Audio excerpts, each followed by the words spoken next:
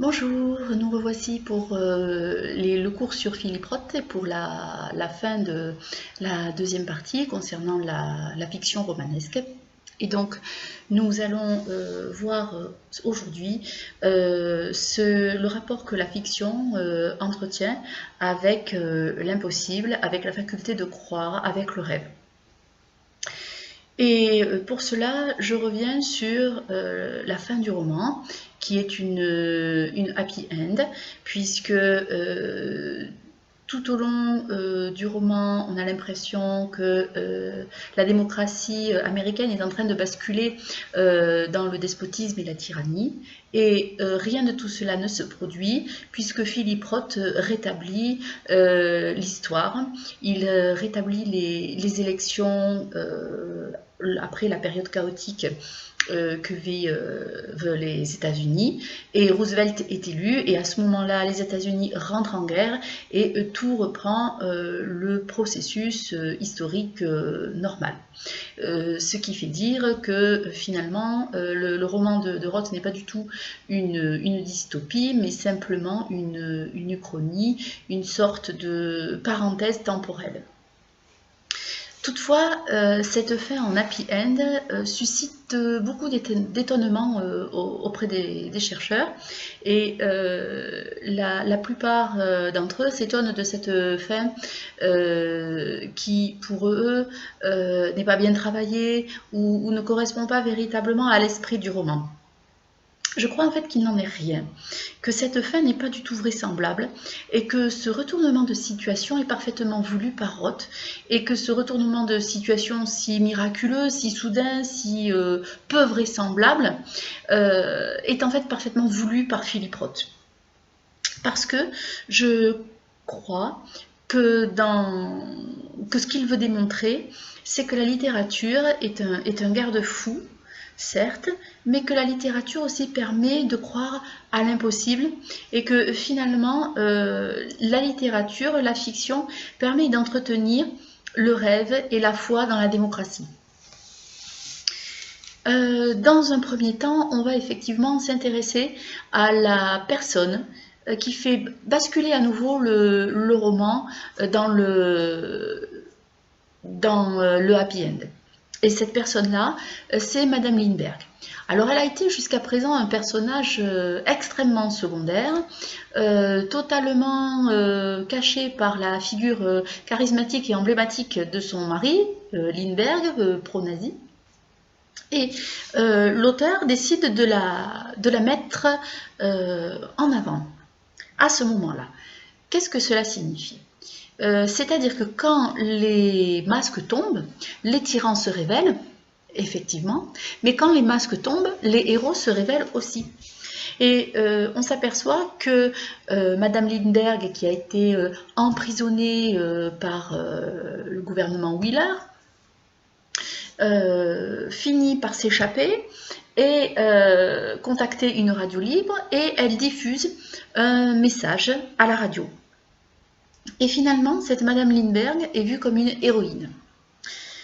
Elle est vue comme une sainte dame, parce qu'elle va rétablir la vérité. Au cours de son discours, elle explique qu'en fait, Lindbergh a peu à peu dévoyé le système américain. Elle appelle le peuple américain à se ressaisir. Elle en appelle à la démocratie, et elle dit la vérité. Elle est une sauveuse en quelque sorte du peuple américain, qui parle à la radio et qui révèle le complot. Elle appelle à sauver la démocratie, comme un petit peu, nous en France, nous avons notre appel du 18 juin lancé par Charles de Gaulle. C'est-à-dire que face à un personnage charismatique faux, comme Charles Lindbergh, on a le personnage charismatique réel, vrai. Et ici, ce qui est intéressant, c'est de voir que c'est le couple Lindbergh qui constitue les deux versants de la personne charismatique. La personne charismatique du côté du mal, Lindbergh, et la personne charismatique du côté du bien, Madame Lindbergh.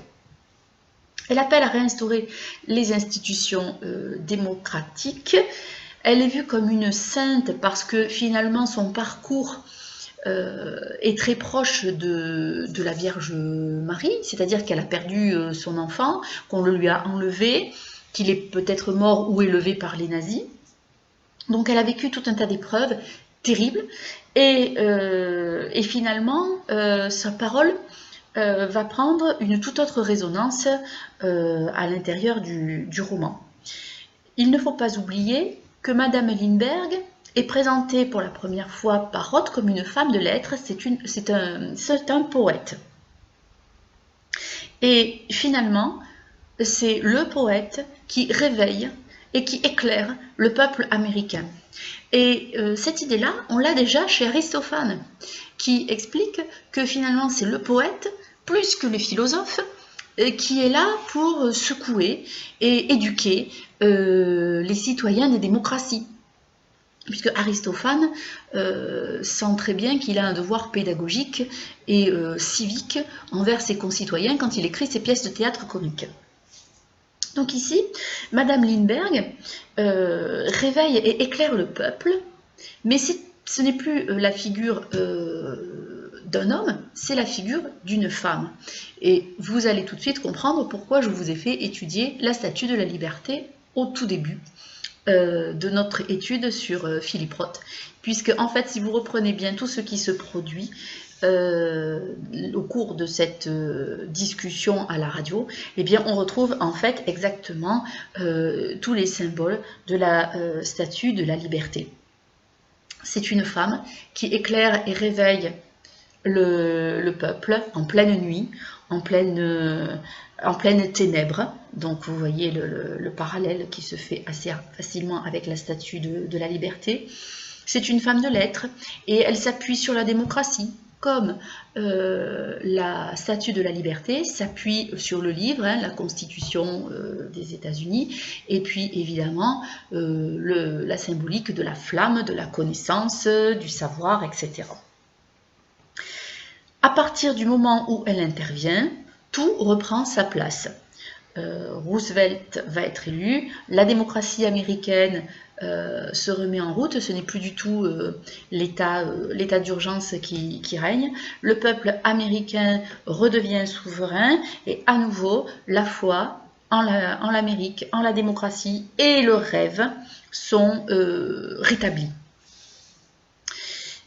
Cette figure de la femme forte, finalement, on va la retrouver tout au long du roman de Philippe Roth. C'est-à-dire que tous les personnages féminins, à part la tante Evelyne, qui est un personnage féminin qui a fauté et qui a chuté, sont en fait des personnages extrêmement représentatifs de ce que Philippe Roth considère comme les premiers garde-fous de la démocratie, c'est-à-dire les femmes qui éduquent les enfants et qui montrent par leur éducation et aussi leur travail en dehors de la maison, qu'elles assurent en fait le quotidien.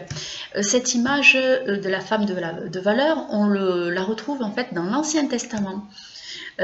Qui est une partie commune à la religion judaïque et à la religion chrétienne. Je vais vous lire le passage de la Bible qui parle de ces femmes fortes. Il s'agit de la partie Proverbe à partir de 31. Qui peut trouver une femme vertueuse? Elle a bien plus de valeur que les perles. Le cœur de son mari a confiance en elle et les produits ne lui feront pas défaut. Elle lui fait du bien et non du mal tous les jours de sa vie. Elle se procure de la laine et du lin et travaille d'une main joyeuse. Elle est comme un navire marchand. Elle amène son pain de loin. Elle se lève lorsqu'il est encore nuit et elle donne la nourriture à sa maison et l'attache à ses servantes. Elle pense à un champ et elle l'acquiert. Du fruit de son travail, elle plante une vigne. Elle ceint de force ses reins et elle affermit ses bras. Elle sent que ce qu'elle gagne est bon. Sa lampe ne s'éteint point pendant la nuit. Elle met la main à la quenouille, et ses doigts tiennent le fuseau. Elle tend la main au malheureux, elle tend la main à l'indigent. Elle ne craint pas la neige pour sa maison, car toute sa maison est vêtue de cramoisis. Elle se fait des couvertures. Elle a des vêtements de fin lin et de pourpre. Son mari est considéré aux portes lorsqu'il siège avec les anciens du pays. Elle fait des chemises et les vend, et elle livre des ceintures aux marchands. Elle est revêtue de force et de gloire, et elle se rit de l'avenir. Elle ouvre la bouche avec sagesse, et des instructions aimables sont sur sa langue. Elle veille sur ce qui se passe dans sa maison, et elle ne mange pas le pain de paresse. Ses fils se lèvent et la disent heureuse. Son mari se lève et lui donne des louanges. Plusieurs filles ont une conduite vertueuse, mais toi, tu les surpasses toutes. La grâce est trompeuse et la beauté est vaine. La femme qui craint l'Éternel est celle qui sera louée. Récompensez-la du fruit de son travail, et qu'aux portes ses œuvres la louent. Donc, on se rend bien compte à la lecture de ce passage que finalement, cette image de la femme forte est totalement symbolisée par la statue de la liberté, en quelque sorte.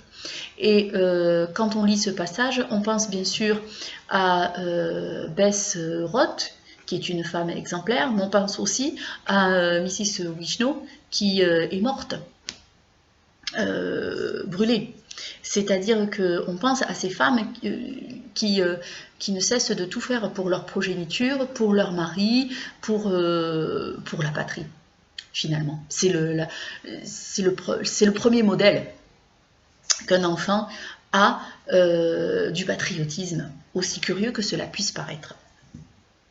Et ce qui est important, c'est que Madame Lindbergh a toutes ces caractéristiques, mais elle a en plus cette caractéristique d'être une femme de lettres, et ça change tout.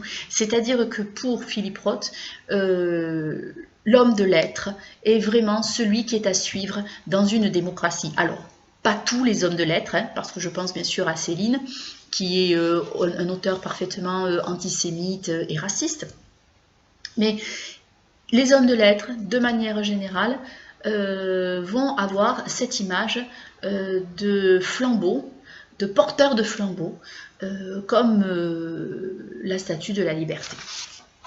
Et donc du coup, ça nous oblige à relire tout le roman de Roth à la lueur de cette information, c'est-à-dire à la lueur du fait que le romancier et le roman de Philippe Roth sont là pour éclairer et réveiller les consciences des citoyens dans une démocratie. Et finalement, Roth n'est pas si éloigné de Tocqueville. Je pense à la fin de l'essai de Tocqueville, qui est particulièrement optimiste, puisqu'il explique que les individus ont l'amour de la liberté chevillé au corps, et que la dictature sera vite défaite, parce qu'il y aura toujours des hommes qui aimeront la liberté. Et finalement, ce revirement de situation quasi miraculeux montre que ce que dit Tocqueville n'est pas tout à fait faux. C'est un moyen en fait de donner raison à Tocqueville. C'est un moyen même de démontrer qu'il a raison. Le drame finit en happy end. La démocratie et le peuple américain ne peuvent que survivre et l'emporter sur les dérives fascistes et antisémites. C'est-à-dire que le roman apporte une lueur d'espoir en l'humanité, comme Tocqueville, à la fin de son essai, avait cette lueur d'espoir en l'humanité. Et d'une certaine manière, l'histoire donne raison à ces visions optimistes, parce que la démocratie a fini par être rétablie en Allemagne, le gouvernement de Vichy a fini par succomber par rapport au FFI, en Italie, en Espagne, les régimes ont fini par tomber. En Yougoslavie, le régime a fini par tomber aussi, ce qui a un petit peu éparpillé et émietté l'ancienne Yougoslavie. Bien sûr, vous avez encore des pays qui ne sont pas, qui n'ont pas vu leur dictature tomber, hein. Je pense à la Chine, et qui a quand même, qui est une certaine forme de communisme et de totalitarisme. Mais on s'aperçoit que finalement, quand le peuple a fait l'expérience de la liberté, il va essayer à nouveau de la conquérir et l'emporter.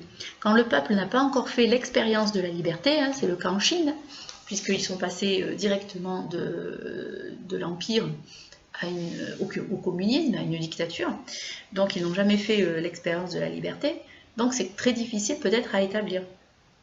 On pourrait faire peut-être le même parallèle entre l'URSS soviétique et ensuite l'établissement de la République de Poutine, qui est loin d'être une démocratie.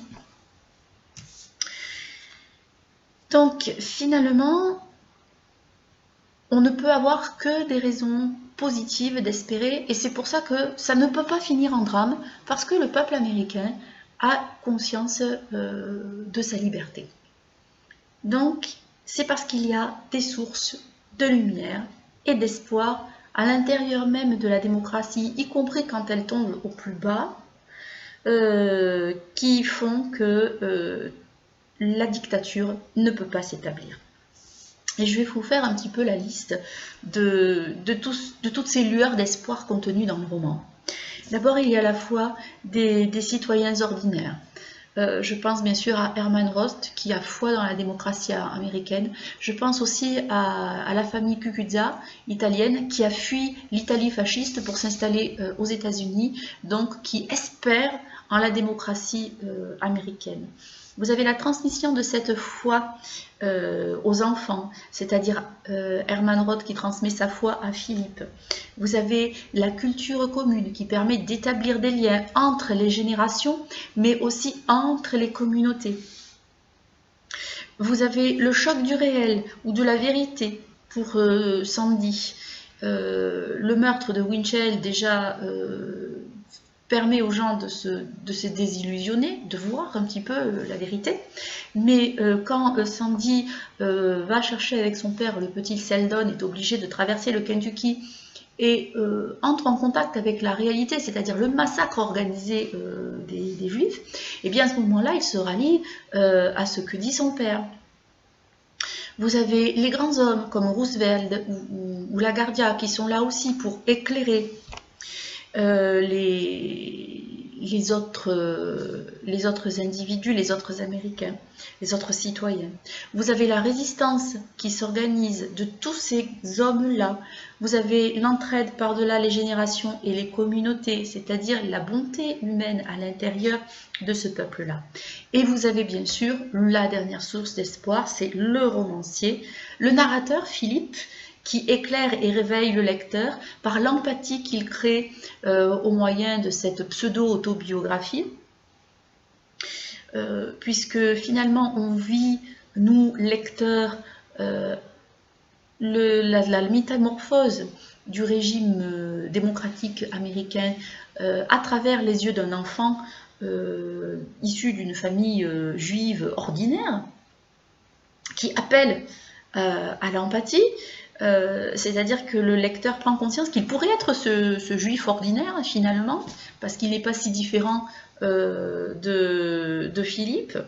Lui aussi il a été enfant, lui aussi il a eu des idéaux, lui aussi il a eu peur, et lui aussi il a peut-être perdu ses illusions. Grâce à cela, la clairvoyance peut s'installer chez le lecteur, et l'appel à la vigilance, la leçon que donne le roman, peut alors se mettre en place. Donc finalement, la maturité du citoyen qui est recommandée aussi par Tocqueville, on la retrouve également chez Philippe Roth. Vous savez que Tocqueville considère que l'État, le pouvoir central se veut paternaliste, ce qui ne le gêne nullement si le citoyen n'est pas considéré comme mineur perpétuellement. Il faut qu'à un moment donné, le citoyen devienne majeur, mature. Il prenne véritablement possession du pouvoir. Le discours philosophique sur l'altérité que propose le roman la peur de l'autre qui est ambivalente et qu'il faut interroger pour savoir si on a véritablement peur de l'autre ou s'il faut avoir peur de l'autre. Eh bien, finalement, ce roman permet de le résoudre beaucoup plus facilement qu'un cours de philosophie, parce qu'on est à l'intérieur de la tête d'un enfant et que c'est beaucoup plus facile, beaucoup plus simple par le biais du récit et de la fiction. Donc c'est un roman pessimiste qui ne veut pas l'être, parce que tant qu'il y a ce goût de la liberté, il y a de l'espoir, il y a la flamme de la vérité, et donc finalement c'est un petit peu la même conclusion qu'Aristophane. Démos n'est qu'à demi-sourd, il est clairvoyant, il n'est pas entièrement voyant, il est clairvoyant, il n'est pas entièrement sourd, il est à demi-sourd. Autrement dit, il y a quand même, à l'intérieur de tout ce pessimisme, à l'intérieur de ce roman extrêmement négatif, il y a tout de même des points, des ancrages sûrs. En conclusion, Philippe Roth démontre très bien la fragilité du régime démocratique. Il montre que le peuple est fracturé, que son unité menace de craquer à chaque instant, à chaque niveau structurel, que ce soit la famille, la communauté, le quartier, le milieu social, le milieu intellectuel, le parti. Et que finalement c'est un régime de la discorde, par excellence, alors que normalement c'est un régime qui cherche la concorde. Il montre aussi que le système démocratique est parfaitement faillible. Il montre l'impuissance des contre-pouvoirs face aux démagogues, face aux acteurs, aux illusionnistes, aux magiciens extrêmement habiles qui contournent les lois, qui manipulent les lois, ou les gens qui dépossèdent véritablement les citoyens de leur pouvoir. C'est la démonstration que la démocratie est un régime débile, débile dans le sens de sans force, faible, attention, débile mental, c'est-à-dire que c'est un régime qui n'est pas capable de protéger les minorités et qui fait vivre ces minorités dans une peur perpétuelle de la fameuse majorité. C'est ce qu'expliquait en fait Tocqueville avec la tyrannie de la majorité. Les minorités vivent dans la peur constante de la tyrannie de la majorité et la démocratie ne saurait pas protéger ces minorités. Et pourtant, le roman de Philippe Roth n'est pas du tout une condamnation de la démocratie. Bien au contraire. Philippe Roth dénonce en fait les rouages de tout complot contre la démocratie et contre le peuple. Et ces rouages-là sont toujours les mêmes. Il s'agit de s'appuyer sur les divisions des peuples. Il s'agit d'offrir un bouc émissaire. Pourquoi? Parce que le bouc émissaire permet de donner au chef une image de héros et à la majorité une image de puissance héroïque, merveilleuse. Ce qui n'est jamais véritablement juste. Et il s'agit aussi, dernier rouage du complot, d'utiliser le système démocratique contre lui-même. C'est tellement facile. Il s'agit de piétiner l'esprit même de la démocratie en inversant ses valeurs. Alors, est-ce que Philippe Roth appelle à une refondation, à une nouvelle démocratie? En tout cas, ce que l'on peut dire, refondation ou nouvelle démocratie, ce n'est pas certain. Surtout, ce qu'il souhaite, à mon sens, c'est que le lecteur soit vigilant face à ce complot perpétuel. La peur perpétuelle, c'est la peur perpétuelle que l'on doit avoir face à ce complot perpétuel contre la démocratie. Je fais référence bien sûr au dernier chapitre intitulé La peur perpétuelle dans le roman de Philippe Roth. Donc, comme Aristophane en fait, il cherche à accomplir un devoir civique envers ses concitoyens. Il cherche à améliorer la démocratie existante, il ne cherche pas à la refonder, il cherche à améliorer la démocratie existante, à faire en sorte qu'elle ne tombe pas, comme dans le roman, qu'elle ne tombe pas dans une dictature progressivement et dans une tyrannie. C'est-à-dire que l'amélioration de la démocratie pour Philippe Roth, comme pour Aristophane d'ailleurs, passe non pas par la philosophie, c'est un petit peu l'image du rabbin Bengersdorf, hein, mais passe par la littérature. C'est-à-dire que le rabbin Bengersdorf, il sait tout, comme le philosophe sait tout, sauf qu'il ne sait pas peut-être l'essentiel, finalement. C'est un petit peu ce que nous dit Philippe Roth. Et par contre, la littérature est bien mise en avant. Madame Lindbergh, qui est une femme donc, de lettres, hein, qui est un poète. Vous avez aussi très discrètement une allusion à Dorothy Thompson, qui est en fait la femme d'un romancier, Sinclair Lewis, dont s'est inspiré Philippe Roth pour écrire Un complot contre l'Amérique. Et ce roman de Lewis s'intitule « Et si c'était d'arriver ». Et finalement, on comprend bien que Philippe Roth s'est inspiré de ce titre et de ce roman de Sinclair Lewis pour fabriquer le complot contre l'Amérique.